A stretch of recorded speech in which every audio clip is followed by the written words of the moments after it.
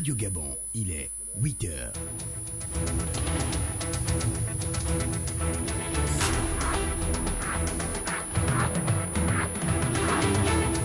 Le journal.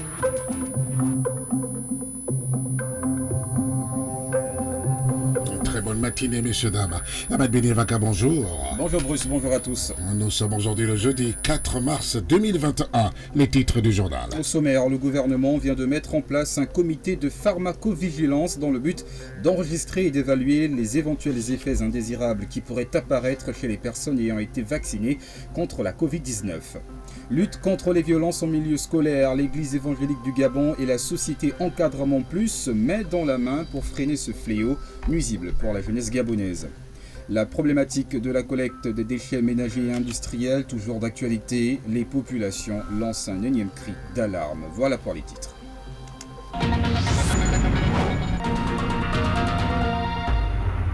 Mesdames et messieurs, merci d'avoir choisi Radio Gabon pour vous informer. En ouverture de ce journal, la problématique de la collecte d'ordures ménagères et industrielles dans la capitale gabonaise Libreville. Ahmed Benivaka. Nous faisons d'abord escale à l'université Omar Bongo, où des tas d'inondices, de hautes herbes, carences de toilettes font la une au sein de ce temple du savoir. Les étudiants dénoncent cette situation qui, selon eux, ternit l'image de la plus grande université du Gabon. Le reportage est signé Edgar Kaba. Quelques petits bacs à ordures débordés par une grosse saleté qui déferle sur le long d'un linéaire de routes dégradées se trouvant à l'intérieur de l'université Omar Bongo. Ajouté à ce tableau sombre non exhaustif de hautes herbes, des problèmes d'eau et de toilettes. Quelques réactions à chaud au sein de l'université Omar Bongo. L'université, vous arrivez au portillon de là-bas, il y a la poubelle. Ici, il y a la poubelle. Les routes sont mal goudronnées depuis. Il y a un budget qui est là. Il y a des hautes herbes. Le chantier d'ici est interminable. Et à chaque instant, ici, tu vois les gros messieurs avec des balaises voitures arriver avec des balaises vestes juste pour venir contempler les bâtiments qu'on a mis la peinture. Est-ce que c'est sérieux? C'est pas bien comme ça. L'état d'insalubrité assez avancé. C'est une situation anormale. Il y a eu un moment passé où c'est Averda qui était chargé de ça. Après, on a eu Clean Africa. Mais jusqu'à présent, les ordures sont là et personne ne fait rien. Le grand constat au sein de l'université, que nous avons de l'eau ici une fois sur 7. Je parle d'une fois par semaine. Comment se laver les mains dans cet état? C'est pas normal. Une fois, malheureusement, j'ai dû rater un devoir ici pour problème de diarrhée. Je suis arrivé, je composais. Et là, j'ai eu des maux de ventre et donc j'ai dû simplement entrer à la maison parce que je ne pouvais pas supporter. Et ça dure depuis longtemps. Je ne sais pas s'il faut s'en prendre à l'État ou s'il y a des sous qui sont reversés à l'UOB pour le nettoyage de la faculté. Déjà, les routes sont là délabrées. Il paraît que l'UOB est en réfectionnement. Certains bâtiments, on a commencé à peindre depuis je ne sais pas combien de temps. Voici le secrétariat qui a été délocalisé à la bibliothèque universitaire parce que c'est en réfection. Mais apparemment, depuis là, ça fait plus d'un an. Et comme on nous disait déjà il y a quelques temps, on va fermer la fac pour des rénovations et compagnie. On ne sait pas si ça verra le jour. Les autorités gabonaises devraient se pencher sur la question. La propreté étant la base de toute condition hygiénique, il incombe à chacun de prendre conscience de la salubrité de l'environnement. Voilà une situation qui a poussé d'ailleurs le maire de Libreville, Jeuneba, d'effectuer un tour d'inspection pour pallier ce problème. Lutte contre les violences en milieu scolaire, l'Église évangélique du Gabon à travers sa direction générale d'enseignement privé et protestant et la société Encadrement Plus passe à la vitesse supérieure. Quelques mois après la signature d'une convention de partenariat, les deux parties ont procédé hier, mercredi, au déploiement des agents de prévention et de lutte contre ce fléau dans 4 établissements scolaires de cet ordre d'enseignement à Libreville et au Vando. Arnaud Ndoengozogo. Le lycée Nan et Sono Demelen, le plus grand établissement de l'enseignement privé protestant en termes d'effectifs et de superficie, le lycée d'Akebe, celui de Baraka Mission et le lycée Jean-Jacques Ndon et Kouaré de la cité SNI à Ovendo sont les premiers établissements de cet ordre d'enseignement à accueillir en leur sein les assistants de prévention, d'encadrement et de lutte contre la violence en milieu scolaire. Le projet, lancé à Libreville, a une ambition nationale. Jean-Faustin Mbomomba, directeur général de l'enseignement privé protestant. Pour qu'on réussisse, il faut être capable de toucher tous les élèves, tous les établissements et tout le personnel d'éducation. Nous commençons par Libreville parce que c'est là où nous nous trouvons et nous nous projetons d'aller à peu près dans toutes les provinces. Et c'est un appel que je lance à mes homologues des autres confessionnels privés et pourquoi pas l'État. 250 agents formés par le Congrès des agents publics, parapublics et privés de l'État en partenariat avec l'Union internationale des services publics assimilés Afrique francophone déployés ne sont pas une milice, mais un corps civil spécialisé aux missions bien précises. Emmanuel Mbemba, directeur général de Encadrement Plus. Encadrement Plus est une société spécialisée dans la prévention, l'encadrement et la sécurité scolaire au Gabon. Elle est unique au niveau régional aujourd'hui. Et nous voulons rassurer l'ensemble des apprenants de l'enseignement privé protestant, l'ensemble des enseignants et encadreurs, afin qu'ils soient rassurés de ce qu'Encadrement Plus sera sur le terrain. Non pas pour créer des dysfonctionnements avec le corps d'encadrement, mais plutôt renforcer leur mission. La violence en milieu scolaire est un phénomène récurrent et l'arrivée de ces agents réjouit les chefs d'établissement. Samuel Akwe, proviseur du lycée Nainsono. Il vaut mieux tard que jamais. Le contexte actuel est clair. Les violences en milieu scolaire vont crescendo et cette initiative est louable. Nous allons nous y mettre pour que, effectivement, on puisse enrayer ce phénomène. Les agents de prévention, d'encadrement et de lutte contre la violence en milieu scolaire ne se substituent pas aux surveillants ni aux équipes pédagogiques. Ils sont postés aux abords des établissements scolaires et n'interviendront à l'intérieur qu'à la demande des chefs d'établissement. Et puis, direction la prison centrale de Libreville pour regarder la situation scolaire des mineurs incarcérés. Souvent stigmatisés suite à leur délit judiciaire, ces jeunes sans fausse note suivent des cours dans cet univers incarcéral. La maison d'arrêt de Libreville, qui accueille des jeunes dont l'âge varie entre 14 et 18 ans, forme même des futurs bacheliers brevetés à printemps. Juanita Atsam. Environ 60 détenus à la maison d'arrêt de Libreville bénéficient chaque année des cours d'alphabétisation, parmi lesquels on retrouve des mineurs. Dans cette école, en milieu carcéral, les classes d'examen sont prioritaires avec des cours théoriques et pratiques. Marie-Charlotte Ngouma, présidente de l'association Deuxième Chance. Une école au niveau de la prison centrale de Libreville qui n'est pas uniquement dédiée aux mineurs incarcérés, mais qui est dédiée à toute personne, prioritairement et majoritairement pour les plus jeunes, mais à toute personne qui aimerait se rescolariser. Il y a une école au sein de la prison centrale de Libreville qui s'apaisantit sur les classes d'examen, c'est-à-dire le CEP, le BEPC et le baccalauréat. Les enseignants sont d'abord des enseignants bénévoles. Ensuite, il y a des enseignants militaires qui viennent enseigner de temps en temps. Il y a un côté beaucoup plus pratique concernant tout ce qui est mécanique, tout ce qui est un peu artisanal. Mais concernant l'enseignement supérieur, c'est tous les cours que nous connaissons. Maths, philosophie, français. La formation n'est pas obligatoire pour les 300 mineurs incarcérés. Pour participer aux examens, les candidats doivent répondre à certains critères, explique la présidente. Il y a tout un service social au sein de la prison centrale de Libreville qui fait que lorsque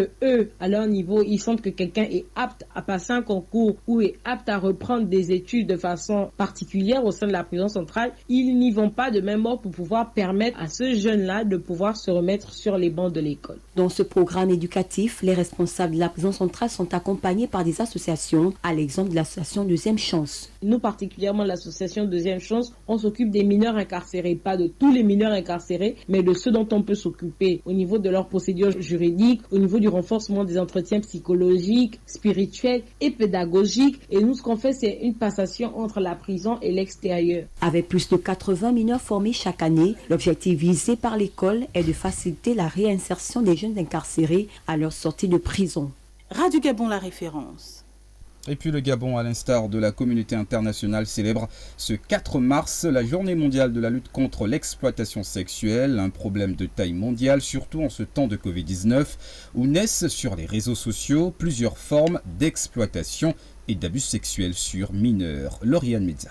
Achetés, vendus, menacés, isolés, violés, battus, surveillés, enfermés ou torturés, les victimes de l'exploitation sexuelle subissent au quotidien les pires formes de négation des droits fondamentaux de la personne humaine. Bien que 98% soient des femmes et des filles, ce nombre inclut également un nombre important de garçons et de jeunes hommes. L'exploitation sexuelle existe sous plusieurs formes, mais avec l'arrivée de la pandémie de la Covid-19, d'autres formes encore plus dévastatrices ont vu le jour.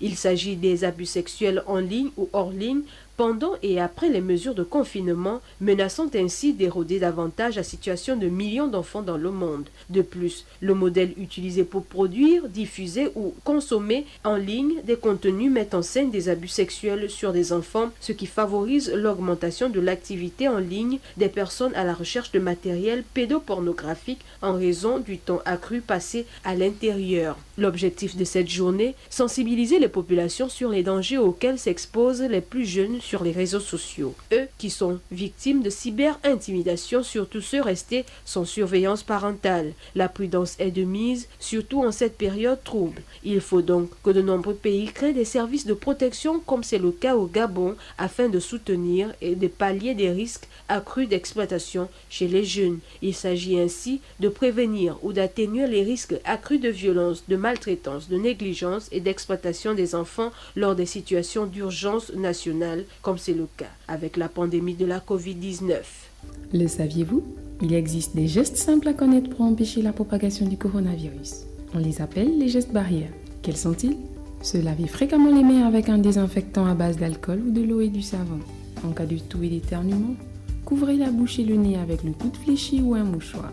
Jetez immédiatement le mouchoir et lavez-vous les mains. Évitez tout contact étroit avec une personne ayant de la fièvre et de la toux.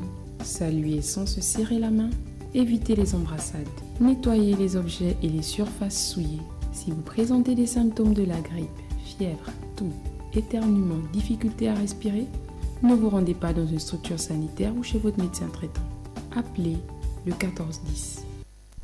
Et belle transition pour ouvrir à présent notre dossier consacré à la lutte contre la Covid-19. D'abord, avec ces quelques chiffres enregistrés par le COPIL. Oui, la situation épidémiologique de notre pays affiche 405 nouveaux cas positifs sur 8066 prélèvements, soit un taux de positivité de 5%. 61 personnes sont actuellement hospitalisées, dont 19 en réanimation pour détresse respiratoire et un nouveau décès à Libreville. De manière globale, on note 15 254 cas positifs, 13 495 cas guéris et 88 décès. Et puis au lendemain de sa présentation de lettre de créance au président de la République Ali Bongo Ondimba, le diplomate canadien Richard Ball a été reçu hier en audience à la primature par la chef du gouvernement Rose Christiane Osuka-Rapanda. La coopération entre le Gabon et le Canada et la gestion de la crise sanitaire due au coronavirus était au centre des échanges entre les deux personnalités. Raymond Savon. Cet entretien entre la première ministre chef du gouvernement Rose Christiane Osuka-Rapanda et Richard Ball, ambassadeur et plénipotentiaire de la République du Canada près le Gabon, avait pour but entre autres d'examiner ensemble la stratégie nationale de riposte contre la Covid-19 et d'envisager une collaboration dans ce sens. Richard Ball. Je lui ai demandé comment le Gabon a géré la pandémie. Vu de l'extérieur, on a été très impressionnés par la transparence avec laquelle le gouvernement a géré la pandémie. L'une des solutions envisagées entre les deux personnalités pour venir à bout de cette pandémie qui fait des ravages est d'adapter le plan de relance économique à la situation sanitaire actuelle. Celui-ci devrait prendre en compte certains secteurs d'activité à forte potentialité. Le gouvernement a analysé et planifié comment sortir de la situation actuelle du point de vue économique. Mais il y a aussi la question des partenariats commerciaux. La Première ministre a parlé beaucoup de l'industrie du bois et les ambitions du gouvernement de faire beaucoup plus de transformation locale du bois. Au Canada, on a un secteur forestier très fort et donc on est en train d'explorer ce potentiel-là. On a des plans pour l'après-pandémie, si je pourrais dire comme ça, pour apporter une mission de compagnie canadienne au Gabon. Et j'espère qu'il va y avoir certaines compagnies qui travaillent dans le secteur forestier. Et là, il y aurait la possibilité d'identifier des partenariats potentiels. Et pour ce qui est des rapports de coopération que le Gabon entretient avec le Canada, Richard Ball explique. On a toujours été un bon partenaire du Gabon. On soutient le Gabon dans la situation actuelle à travers des institutions financières internationales comme le FMI, la Banque mondiale. Donc c'est très utile pour nous de comprendre les intentions du gouvernement de ce point de vue-là. Le Canada a établi des relations diplomatiques avec le Gabon en 1963. Le Haut Commissariat du Canada à Yaoundé au Cameroun assure la représentation du pays au Gabon depuis 2005. Le Canada a également un consul honoraire à Libreville.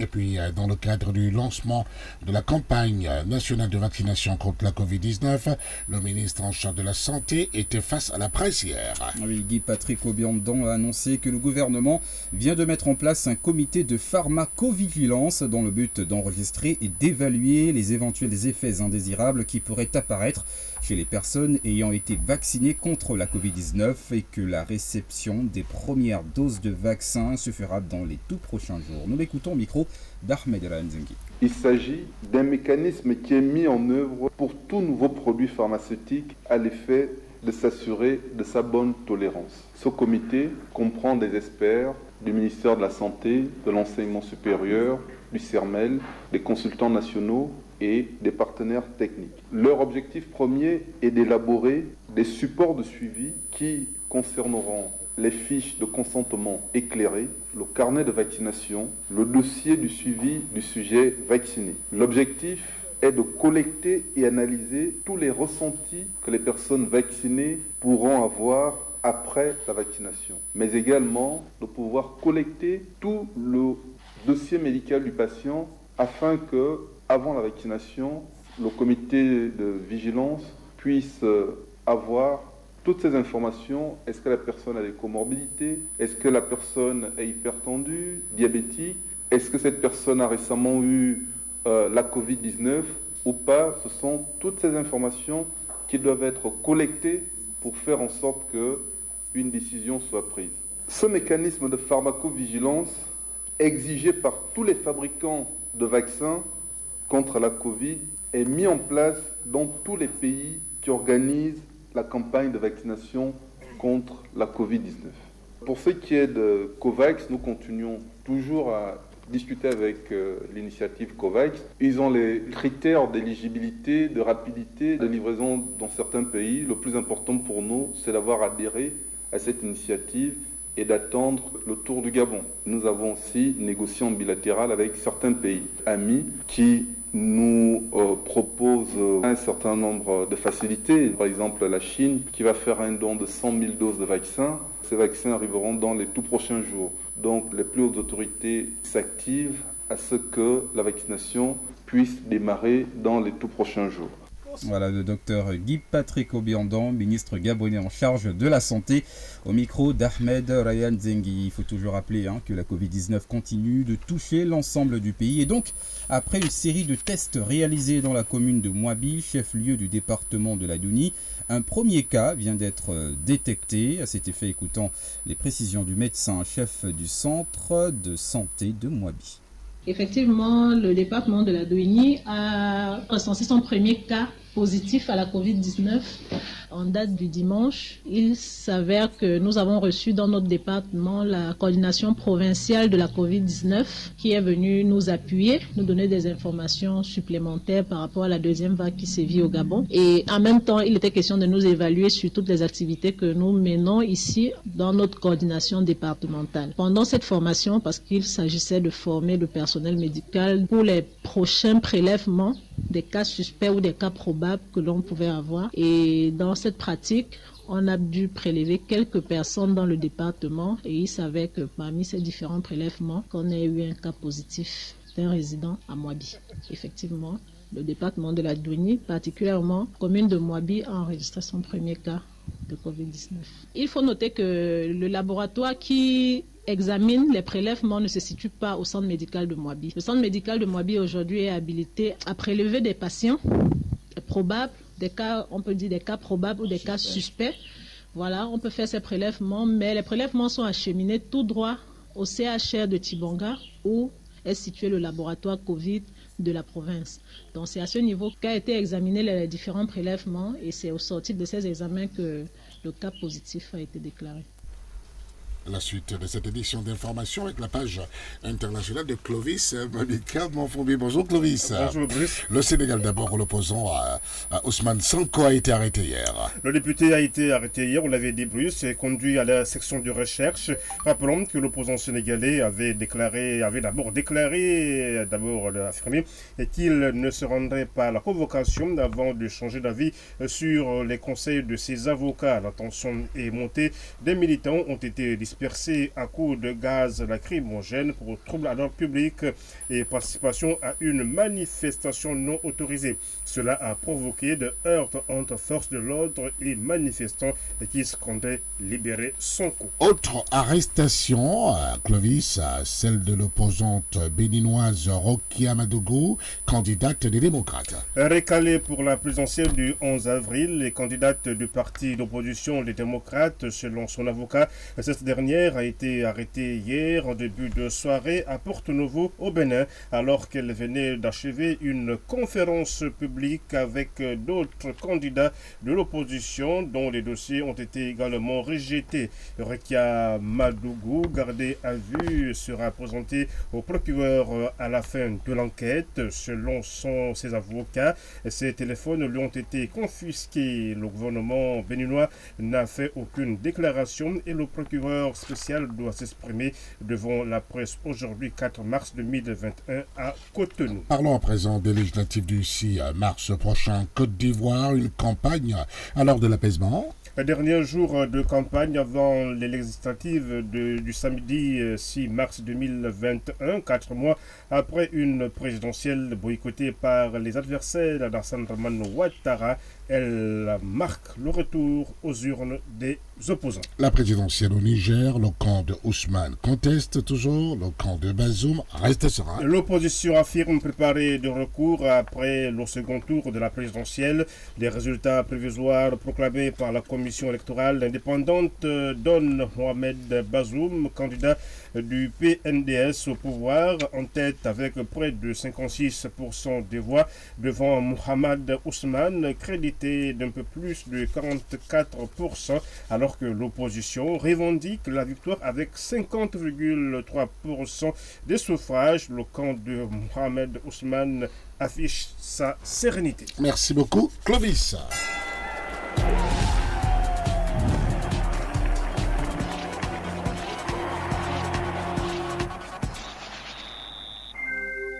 Allez, les sports, l'affaire de David Magueda. Bonjour David. Bonjour Buffet, bonjour à tous. Le football avec les nouvelles de nos internationaux évoluant en Europe. Nous commençons, David, par la Turquie, où on jouait hier pour le compte de la 28e journée. Oui, à Taï Sport d'Aron, Salem Boupenza a concédé un match nul sur le terrain des Sivaspor, un but partout. Boupenza n'a malheureusement pas trouvé le chemin des filets, malgré les occasions qu'il s'est procurées. Son compteur but reste bloqué à 18 unités. En France, on jouait pour le compte de la 28e journée de la Ligue 1, malgré son 5e but de la saison.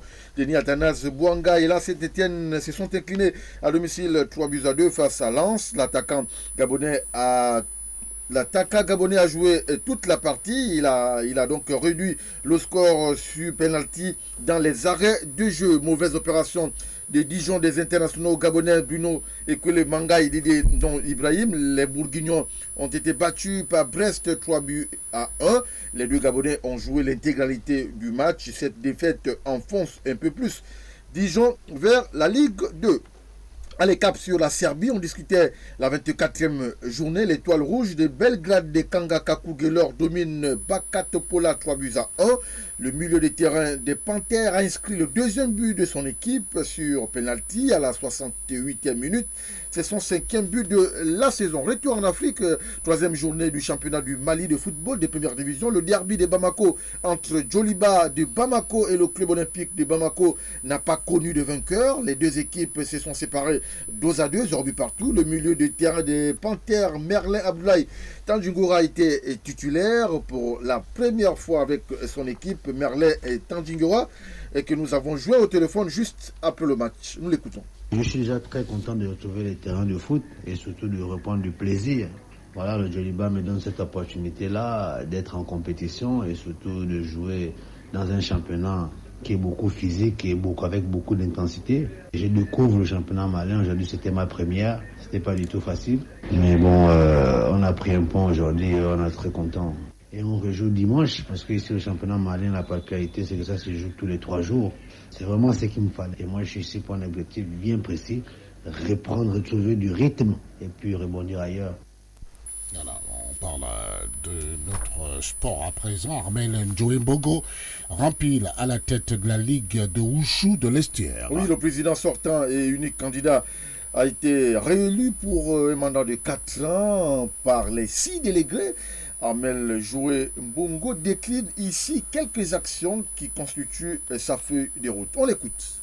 La dernière année, on a eu certains clubs qui se sont retirés un peu pour des raisons diverses et ça a fragilisé l'enseignement prôné un peu depuis 2016. Donc je vais redynamiser effectivement ce secteur-là au niveau de l'enseignement, essayer de faire un foisonnement, de chercher des élèves dans les écoles, aller à Kango par exemple, aller à Coco Beach, des villes qu'on ne touche pas. Le Wushu, ce n'est pas seulement Libreville. On a touché à Kanda déjà il y a quelques années, on a touché au 22. Donc on va essayer d'aller toucher les autres villes pour que véritablement la Ligue de Wushu de l'Estuaire ait tout son sens et porte vraiment son nom parce qu'elle va toucher toutes les villes de la province. Et la formation également des formateurs. Parce qu'il ne suffit pas que de former les élèves, mais il faut aussi former ceux qui vont les former demain. Donc il faut trouver aussi des mécanismes pour que des instructeurs puissent aller vivre là-bas. Peut-être pas vivre de l'art martial du Wushu parce qu'on ne vit pas de cela, mais qui puissent trouver leur compte en donnant l'enseignement du Wushu dans ces différentes villes. Maître Njoembogo, toujours à la tête de la fédération de Wushu de la province de l'Estuaire, pour refermer la page de sport de Navi Maguila. Et cette portion d'information, elle aussi, évidemment, se renferme avec vous, Ahmad Beni-Vakar.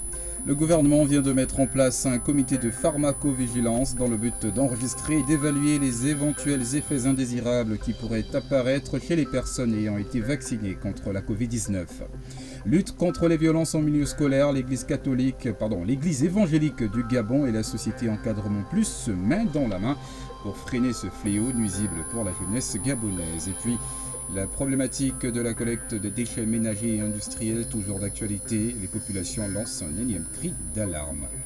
Voilà, merci beaucoup Ahmad. Restez avec nous sur la radio. Voici le programme des 30 prochaines minutes. Monsieur Dam, il aura tout à l'heure, évidemment, avant que nous nous disions au revoir, Madame Lumière, et les prédictions astrologiques de ce jeudi 4 mars 2021. Mais bien avant, j'aurais déjà tenté d'éponger vos messages. Merci de nous avoir écrit.